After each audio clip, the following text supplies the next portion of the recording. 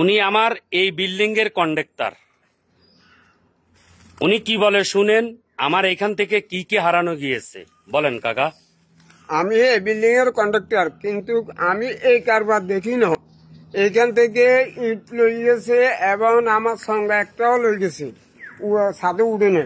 তারপর দিয়ে বাঁশ লই গেছে। আমি সুপারি গাছ একটা আসছিল ছাদেও মাথা বাঁধানোর লাই, ওইটাও লই গেছে। এখন এই জায়গার মানুষজন এত খারাপ, ওই বিল্ডিং এর ভিতরে কিন্তু আগে গেছে। শুনছেন তো, বিল্ডিং এর ভিতরে আগছে। এই জায়গার মানুষ এত খারাপ, আমি আর দেখি না কোনো জায়গাতে। মানে আমি এত জায়গাতে কাম করছি, আজ 43 বছর আমি কাজ করি, আমি এই কাণ্ড আর দেখি না। তো যারা যারা আমার ইটগুলা, বাঁশ, সুপারি গাছ, সংগা চুরি করছেন, আপনাদের বিপদের সময় তো নিয়েছেন যখন বন্যা ছিল। এখন বন্যা চলে গেছে, আপনাদেরও বিপদ শেষ।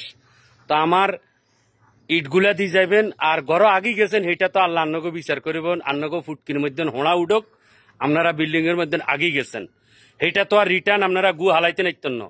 তো আমার যেসব মালসামানা চুরি করছেন বা আপনাদের বিপদের সময় নিয়েছেন, এগুলা রিটার্ন দিয়ে যাইয়েন, না হলে কিন্তু একদিন আমার হিসাব দিতে হইব। আলহামদুলিল্লাহ।